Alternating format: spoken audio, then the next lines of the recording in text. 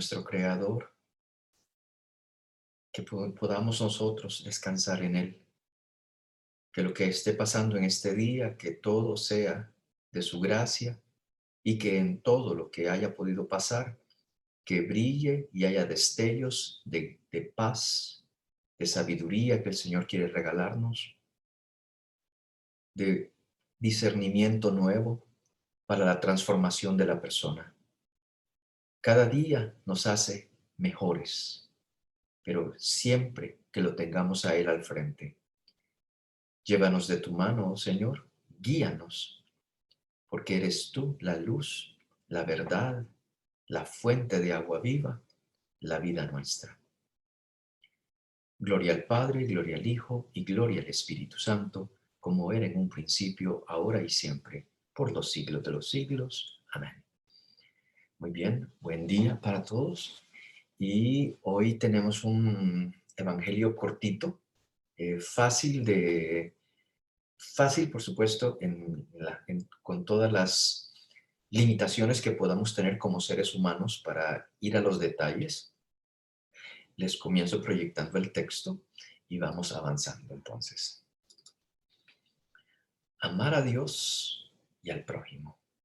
Y es al prójimo como a ti mismo, como te amas de bien, pues así. Vamos a ver qué es lo que Jesús mete en el cálculo sobre esas palabras que él va a decir y si esto era normal o Jesús está metiendo algo nuevo en el contexto donde el fariseo le está preguntando eso. Comencemos con la proclamación del texto. Los fariseos, al darse cuenta que había tapado la boca a los saduceos, se reunieron en grupo. Y uno de ellos le preguntó con ánimo de ponerle a prueba: Maestro, ¿cuál es el mandamiento mayor de la ley? Él le dijo: Amarás al Señor tu Dios con todo tu corazón, con toda tu alma y con toda tu mente.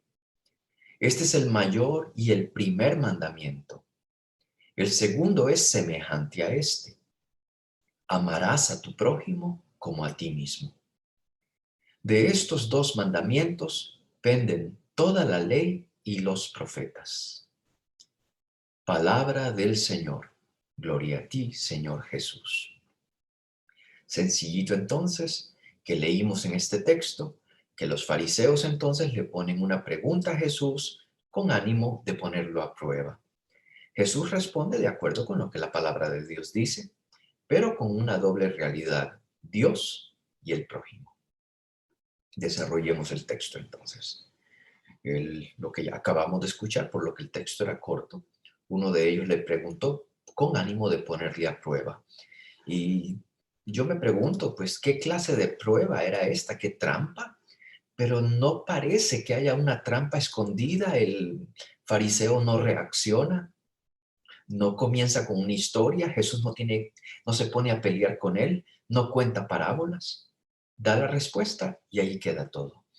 Entonces, se suena un poco raro que diga que tenía ánimo de ponerle a prueba, pero parece que el ánimo se le bajó. Así que todo queda como en vilo. Una cosa sí es importante. ¿Cuál es el mandamiento mayor de la ley? ¿Cuántos mandamientos hay en la ley judía? 613 mandamientos. Entonces ellos revisan la Torá y comienzan a tratar de sacar cuáles son los mandamientos, para repetirme, las cosas que son mandatorias, que son necesarias cumplirlas de acuerdo a lo que la Torá dice, los primeros 5 libros que tenemos hoy en la Biblia. Y sacan 613 mandamientos, de los cuales 248 mandamientos son positivos, cosas que es bueno hacer, y 365 mandamientos negativos, cosas que hay que evitar. Aprovecho para tratar de proyectarles algunos de los mandamientos para que los vean. Vamos a ver. Mandamientos positivos. Comienza con Dios. Y entonces los más importantes, hablando de Dios, usted se va a fijar que no hablan nada con respecto al prójimo.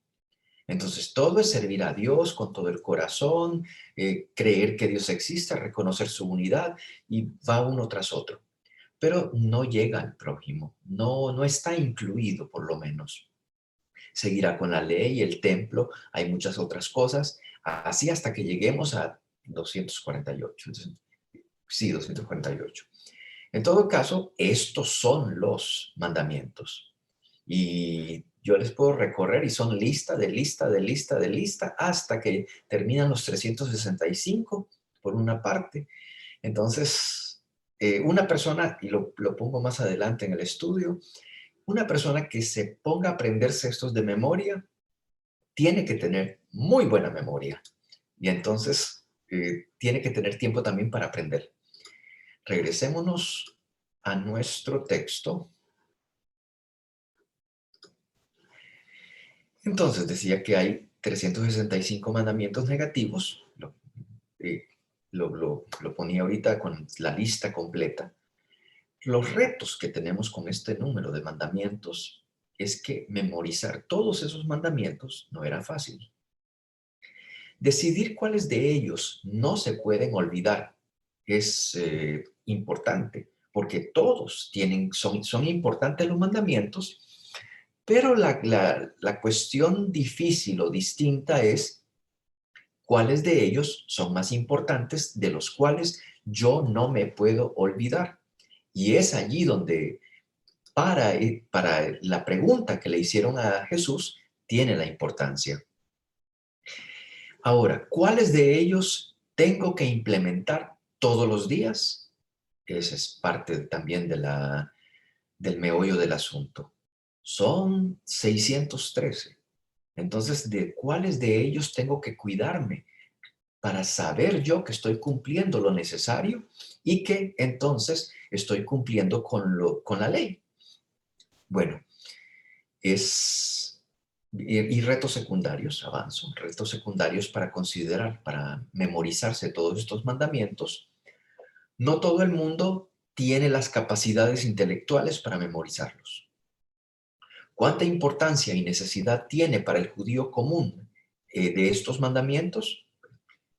Tendría que ser un discernimiento, porque no todo el mundo tiene la capacidad y no todo el mundo está en el templo, no todo el mundo está enseñando la ley, así que la importancia y la necesidad de esos mandamientos, de conocérselos de memoria, no es imperiosa para el 100% de los judíos. La alfabetización variaba de una ciudad moderna y romanizada a las ciudades agrarias, a las ciudades fuera ya de Jerusalén. Se dice que en Bethsaida, se dice que en Tiberíades la alfabetización era del 70%, pero en otros lugares era del 1%. Hay narrativas, ¿cómo es? Más bien como historia contada sobre cómo se desarrollaba la sinagoga y dice que de 50 personas en la sinagoga, un solo señor se levantaba a leer la palabra, terminaba la proclamación, se sentaba, tomaba un descansito y se volvía a parar a seguirla proclamando porque no había nadie más que supiera leer ni escribir. Para memorizar, si usted no necesita saber leer y escribir, si alguien se lo recita, usted lo puede aprender.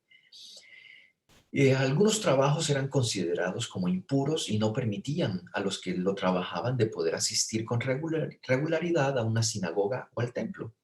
Así que para muchas personas, aunque ellos quisiesen aprendérselos, se la pasaban tan lejos que lo que ellos hacían era aprenderse lo más necesario de la fe.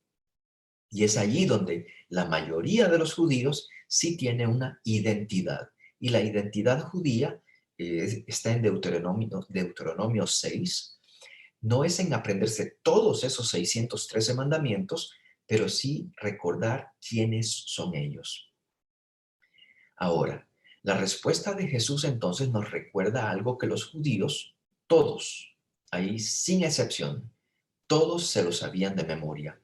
Aún si no sabían todos los mandamientos, si no sabían leer ni escribir, si el problema que usted pueda presentar, todo el mundo se sabía este verso. Escucha Israel. Y por supuesto, escucha en hebreo se dice Shema. Shema Israel. Para ellos, el decir el Shema es profesar su fe. Lo que nosotros hacemos con el credo, este era el credo para ellos. Entonces, el Señor nuestro Dios es solamente uno.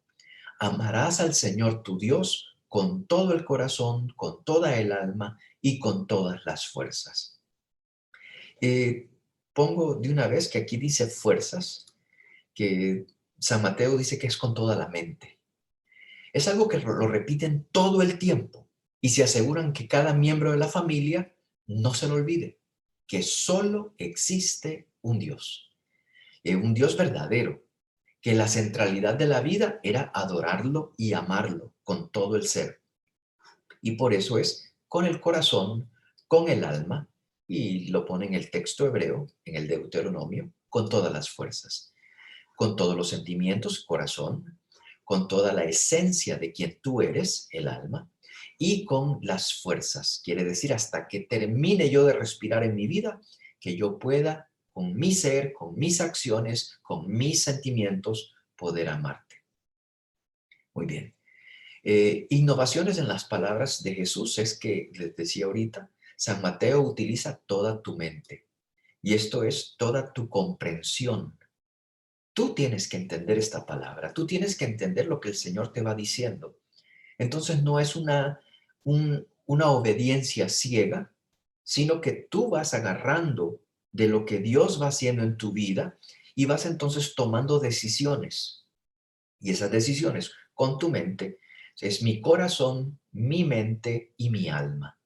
Es lo que yo soy, es lo que es posesión de Dios como el alma, mis sentimientos, el corazón, pero también mi capacidad de discernimiento. Jesús pronuncia una segunda parte a esa proclamación de fe y dirá que es igual a la primera declaración. La primera declaración es la que es parecida a escucha Israel, el Señor, amarás al Señor tu Dios con todo el corazón, con toda el alma y con todas las fuerzas, y en Mateo, con toda la mente. Entonces, si luego Jesús va a saltar a una segunda y va a decir, es tan importante como esta. ¿Y cuál es esa? Entonces, el segundo es semejante a este. Amarás a tu prójimo como a ti mismo. De estos dos mandamientos penden toda la ley y los profetas. La importancia que Jesús está poniendo en este segundo mandamiento es increíble. Está diciendo que lo mismo que amar a Dios es amar al prójimo. Y amar al prójimo como te amas a ti mismo. Pero entonces, toda la ley y los profetas están unidas, están resumidas en estas dos cosas, Dios y el prójimo. Jesús está dando un medio para poder saber cómo amar a Dios. ¿Y cuál es este medio? Amando al prójimo. Las implicaciones en este punto son, amar a Dios no se presenta plenamente a través de ninguna expresión humana. Liturgias, cantos, oraciones, poesías, todas muy lindas, pero si no hay atención al hermano, no es representativa de amor a Dios. Y esto es importante en el texto, porque va a decir, toda esta liturgia tiene que estar unida a un servicio al hermano. Tiene que haber un prójimo. Y los cantos, entonces, también tiene que ser un canto no solamente para que el cantante se emocione, sino para ayudarle a otro a caminar espiritualmente en la celebración. El que está haciendo la oración no la está haciendo repetitiva, como dice el Padre Nuestro. No digan muchas palabras cuando estén orando para que no parezcan como los hipócritas, sino que ustedes, cuando oren, digan Padre Nuestro. Y comienza la descripción de la oración. Pues esto es para ayudar a alguien más, que tiene todo, tiene que estar con una dirección, con un objetivo, y siempre es que yo me vuelvo con lo que estoy haciéndome prójimo de alguien. A alguien que llega a la Eucaristía y usted lo puede recibir, dígale hola. Y en estos tiempos que estamos, que necesitamos registrar a la gente, pues sí, registre, pero acuérdese de, como la gente no puede ver nuestra sonrisa, que por lo menos sientan bienvenidos. ¿Cómo está? ¿Cómo le va? Dígame su nombre, por favor, y ya uno comienza. Para que el servicio que estoy haciendo no se vuelva como en cualquier oficina, sino que sea, no estoy cumpliendo solamente con un mandato, estoy acordándome que en ese momento yo me vuelvo prójimo de esta persona. Entonces, todos los servicios, vuelvo a decir, sin atención al hermano, no son representativos de amor a Dios. Por eso la Eucaristía es un envío, no es el final. Nosotros vamos a la Eucaristía y decimos, porque la pregunta puede levantarse, la pregunta puede aparecer. Padre, pero entonces, ¿por qué tenemos una liturgia? ¿Por qué tenemos entonces cantos en la Eucaristía? Si lo principal es servir, vámonos a servir. No, lo que estamos haciendo en la Eucaristía es, lo he explicado antes, es reunirnos como hermanos, como prójimos todos. Nos pedimos perdón los unos a los otros y le pedimos perdón a Dios. Escuchamos su palabra, nos explican la palabra y la manera como la puedo aplicar entonces. El Señor luego se hace pan y vino, se hace cuerpo y sangre y nos alimenta. Entonces es el lugar donde todos nosotros, los prójimos, podemos alimentarnos, llenarnos de Él y ahora tienes que irte. Ahora vete en paz, vete a ser prójimo de alguien. La Eucaristía entonces no es el final como lugar en el que termina todo, ya fui a la misa, ahora ya no tengo nada más religioso que hacer, ya lo completé. La misa es el principio y es el culmen en donde recibimos a Dios mismo para poder ir como misioneros, discípulos misioneros, a encontrar a nuestros prójimos, en tu propia casa, en tu trabajo, en la semana, lo que fuese. Pero no puedo dejar aquí, de nuevo, sin hacer el estrés, sin hacer eh, poner el acento en que todo lo que hacemos en la liturgia es con una dirección y es de servir al hermano. Si no hay atención o servicio al hermano, entonces es un culto a mí mismo. Entonces a mí me gusta la misa y piense cada uno de nosotros. A mí no me gusta la misa con esta clase de cantos. Pero entonces se puede volver, tanto para el cantante, tanto como para la persona que asiste, eh, para estar en confort.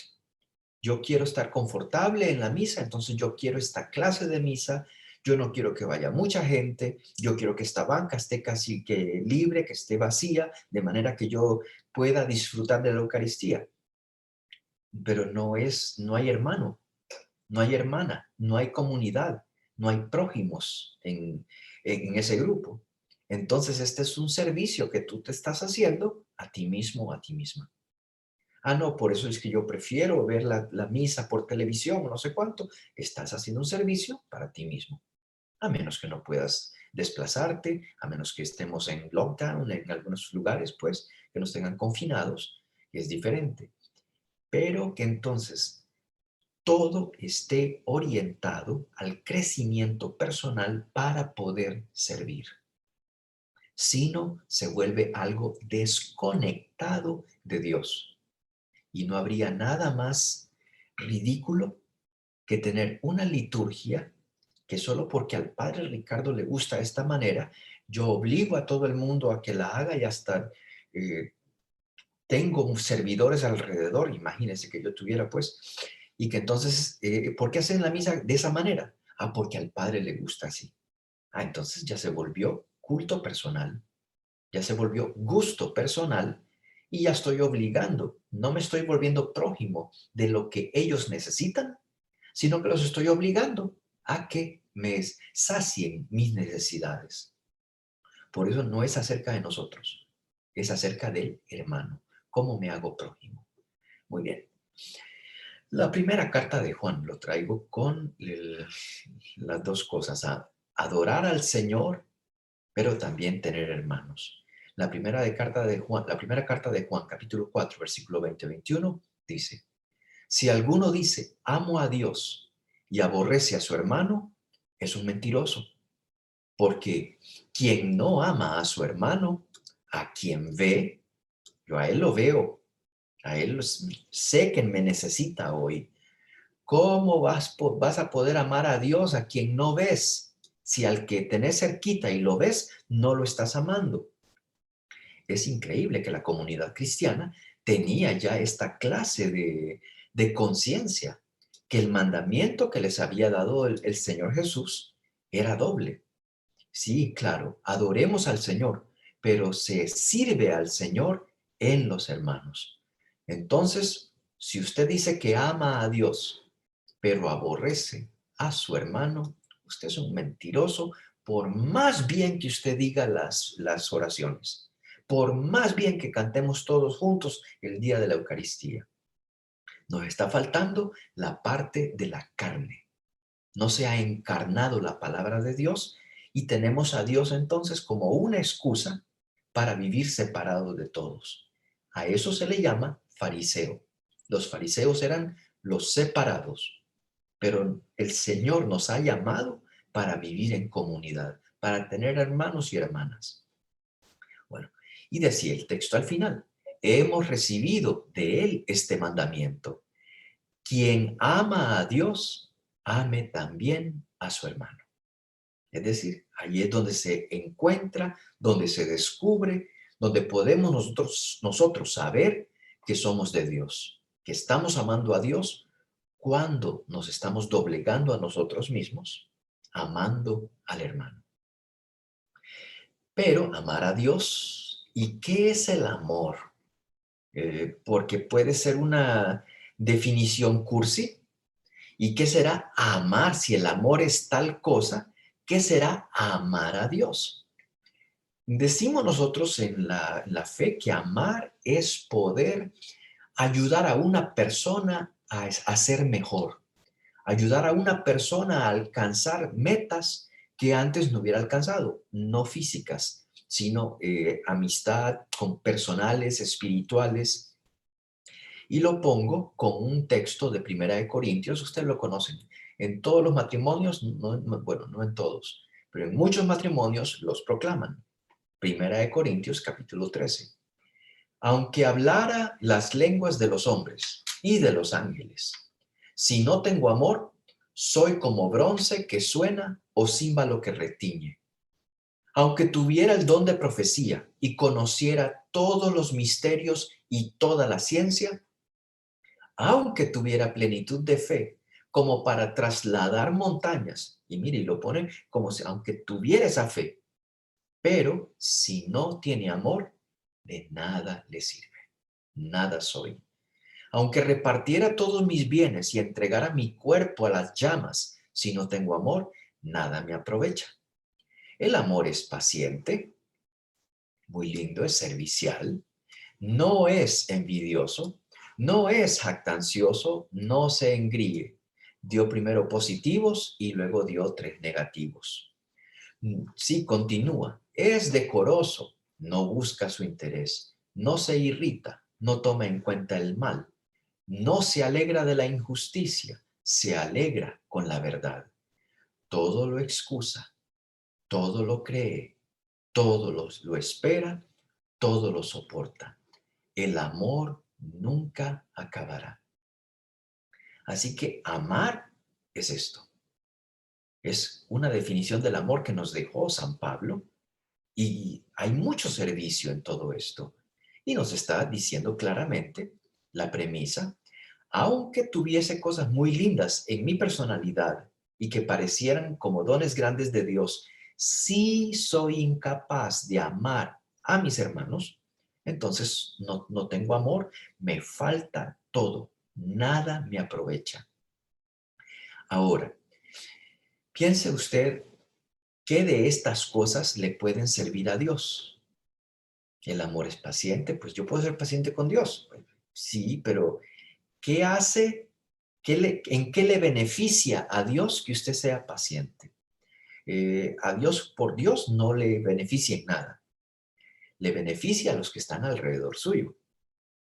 El amor es servicial. ¿Le beneficia esto a Dios? ¿Lo hace más grande a Dios? No, Dios ya es grande.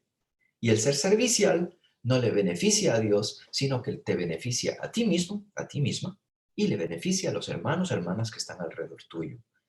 Así que todo esto, este amor, siempre es proyectado a lo que se ve, a lo que está alrededor nuestro. Y es allí donde es para nosotros importante recordarnos de esta calidad de amor, porque si el amor es todo esto anterior que se acaba de decir, entonces Dios no necesita nada de eso. Tú y yo no podríamos agregar una pizca de bienestar a Dios con tener amor como el que nos describe la carta a los Corintios, capítulo 13. Pero Jesús, al decir lo que dijo en ese texto, entonces amarás a Dios con todo tu corazón, con toda tu alma y con toda tu mente, y al prójimo como te amas a ti mismo. Y amarás a tu prójimo como a ti mismo. Jesús está poniendo un medio para poder entonces llegar a Dios, y es el prójimo. Entonces, todo esto para poder entregarle este amor a Dios, tiene usted que entregárselo a la imagen y semejanza de Dios. Y es cuando usted sirve a la imagen y semejanza de Dios que Dios lo recibe.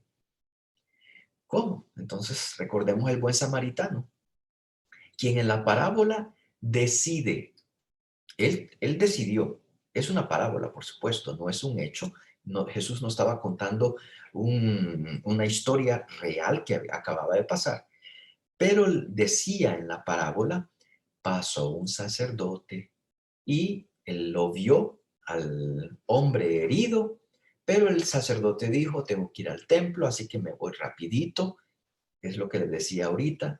Ese sacerdote se va al templo y ofrece el sacrificio, y muy bueno, pero el sacrificio más grande estaba haberse encontrado a ese muchacho que lo habían asaltado y que lo habían dejado mal, casi que medio muerto. Allí hubiera podido haber dado su servicio, pero no, prefirió irse al templo a servir. Lo mismo el levita. Entonces ellos toman una decisión que parece digna para seguir sirviendo a Dios, pero este señor es imagen y semejanza de Dios y necesita de alguien. Y es el buen samaritano el que decide, yo me hago prójimo. Yo decido en este momento que este señor tiene que ser sanado, tiene que curársele las heridas. Y yo voy a ser esa persona. No voy a desear por alguien más que lo haga, yo lo hago. Este entonces es el que le da gloria a Dios, es el que tiene más amor y lo vuelve. mm, no solamente por un minuto, dice el texto que lo llevó a un mesón y dijo, por favor, atiéndanlo, que yo pagaré todo. Y si necesita algo de más, no se preocupen, háganlo que a mi regreso yo les pago. Es la parábola para decirnos, es así como uno se hace prójimo para mostrar la caridad, el amor al viviente, a la imagen y semejanza de Dios viviente, y así Dios recibe esta alabanza. La caridad empieza por casa, dicen algunos, pero esperamos que esta frase no sea excusa para no hacer nada, ni adentro de la casa, ni afuera. Porque hay gente que simplemente entonces dice, comprométete con algo en la iglesia. Ay, no, no, es que yo no quiero ser luz de las calles y oscuridad de la casa. La caridad empieza por mi casa, así que yo me quedo ahorita por allá. Entonces pidamos un informe a la esposa a ver cómo le va, si está haciéndolo todo, un informe al esposo, cómo va ella de servicio. Bueno, ahí no es pues, bromeo, por supuesto, pero es, no vayamos a poner frases que nos impidan poder servir a los demás. Yo necesito trabajar en mi persona primero, Padre, porque es necesario. Inteligente, muy necesario. Pero un doctor que no practica ni tiene pacientes, no aprende y no va a crecer en su experiencia. Así que un cristiano sin hermanos, sin prójimos, no puede evolucionar. Y es para ahí que el hermano, que la hermana es una gracia para nosotros. Y porque nos abre el camino hacia Dios. Al Dios que no vemos se hace presente en el prójimo, en la hermana, en el hermano que sí vemos. ¿Eso quiere decir entonces que yo voy a tener que andar sirviendo a todo el mundo? No. Hay veces que usted no ve la necesidad de volverse prójimo de alguien. Ay, es que hay una persona que es difícil y que me pone problema todo el tiempo. ¿Será que Dios me está llamando a ser prójimo de esa persona? Puede que no. Si no hay un entendimiento y comienzan a haber hasta heridas, puede ser que algún otro prójimo pueda ser el que lime las asperezas para que haya reconciliación. Puede que seas tú, claro, pero que el discernimiento esté hecho. Señor, yo te amo con todo mi corazón, con toda mi alma y mi mente. Y entonces no me expongo, pero tampoco no quiero dejar que las cosas queden en pelea. Así que cuando guíame, dame el discernimiento para saber si es más cerca, como prójimo, o un poquito de lejos, esperando el momento en el que el perdón se pueda dar. Lo que quiero decir es, entonces es necesario buscar la práctica, pero también no forzar, porque es una decisión personal volverse prójimo de alguien, pero si a la persona que te estás volviendo prójimo no te necesita, la estás obligando. Es mejor que todo sea de Dios. Y como decimos, que orgánicamente, que naturalmente comiencen a pasar las cosas para que sea una bendición. Es imperativo darse cuenta quién es el último en los círculos. ¿A qué me refiero con eso de último en los círculos? La persona que llega a la Eucaristía, de nuevo, usted está en la puerta, usted no tiene, en este momento no nos tocamos, nadie se abraza, nadie se da besos, pues listo. Pero si puede a la distancia saludar a las personas, hacer sentir a las personas que usted las ha visto tal vez una que otra vez, ese ya es un hacerse prójimos de las personas. Y esa persona entonces ya recibió a Cristo, no solamente en la Eucaristía, que la va a recibir después, pero lo recibe desde la entrada cuando usted le desea buen día, ¿cómo estás? Por favor, pasa adelante. Es allí donde uno se hace prójimo en las cosas más pequeñitas, en aquellos que vemos, y como ellos son imagen y semejanza de Dios, de hecho lo que estoy haciendo es una alabanza y gloria para Dios Padre. Bueno, entonces, para meditar, en muchas ocasiones quisiéramos que Jesús volviera aquí a la tierra y que nos dijera cómo ser mejores cristianos, cómo ser buenos cristianos, pero ya dejó esto. En realidad las instrucciones están allí y uno quisiera que hubiese algo más, pero tengo que batir, tengo que hacer tal cosa a la derecha o a la izquierda. Ame, es lo principal. Pero si usted va a amar a Dios y a servir a Dios, esto se vuelve concreto, no mirando al cielo, no con cantos solos, no con un servicio desconectado, sino haciéndose prójimo de aquel que está cerca suyo. Entonces ya el Señor lo dijo. Ahora, entonces aplíquelo. Ah, pero es que no quedó bien claro. Ah, pues entonces memorice ese Corintios 13, aprenda qué es el amor y comience a practicar todo eso.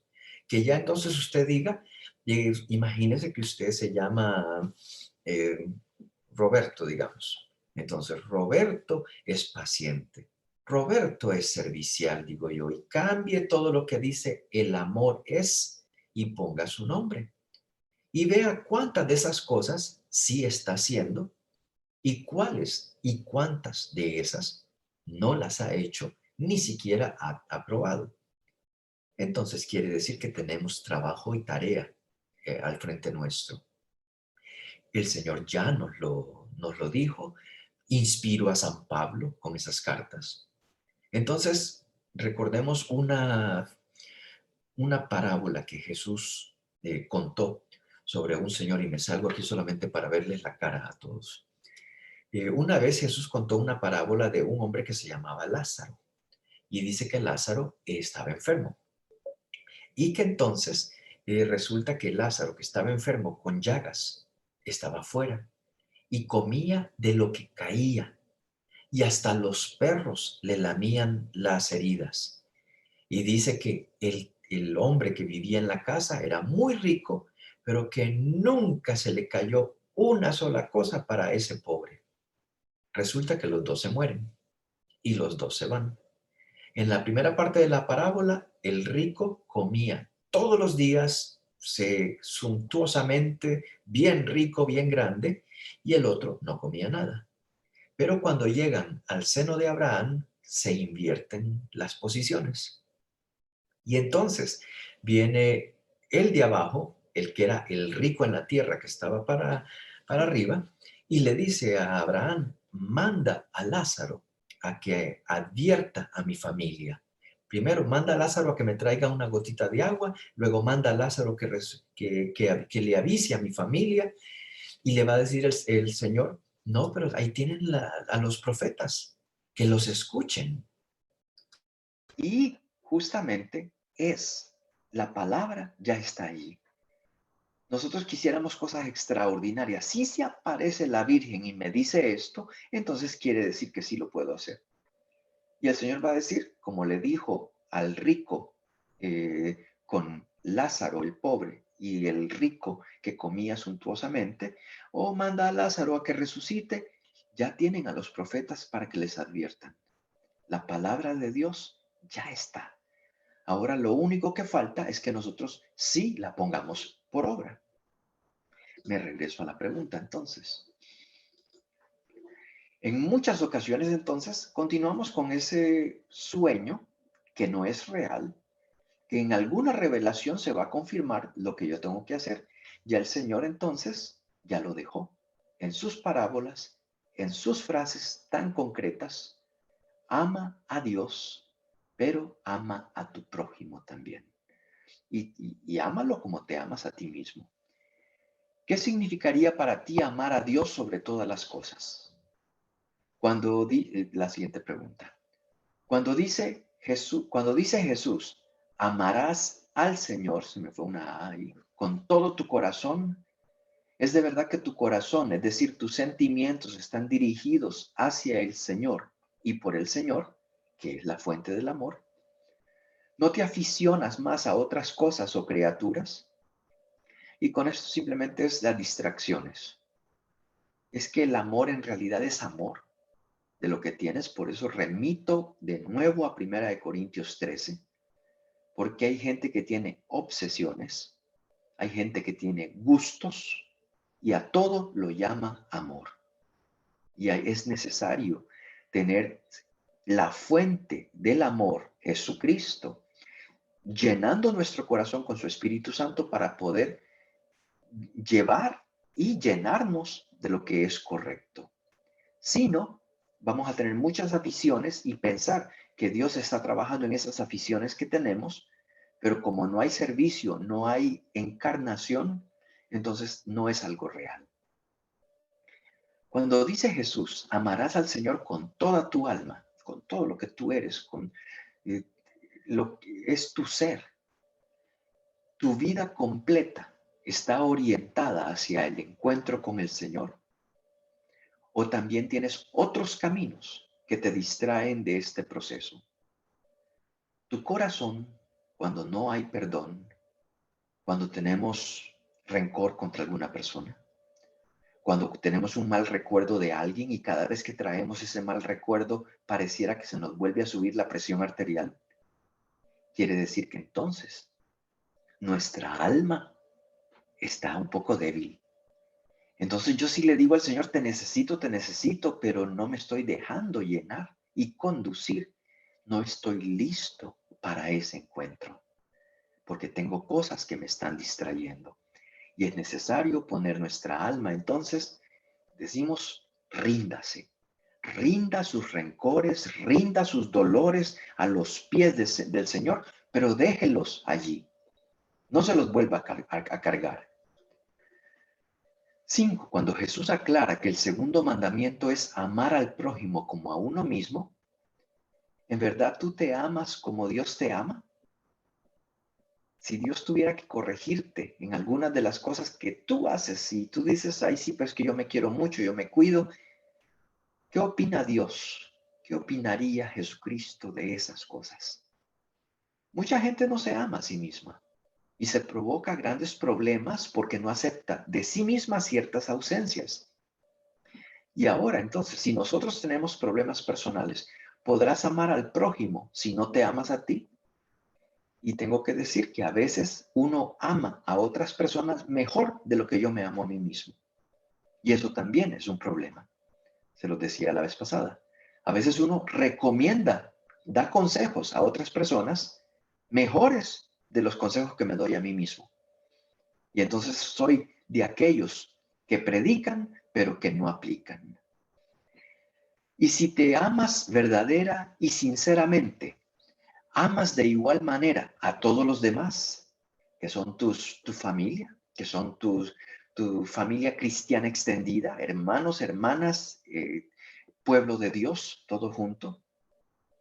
Que aquí esa pregunta va dirigida más que todo al que se ama verdadera y sinceramente, pero se contenta con hacerlo y pierde el horizonte de los demás y mantiene su paz, pero no se vuelve prójimo para dar paz a otras personas.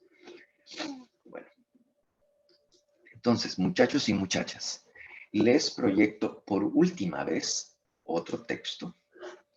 Ese es fíjense, les quiero mostrar en qué número está el prójimo.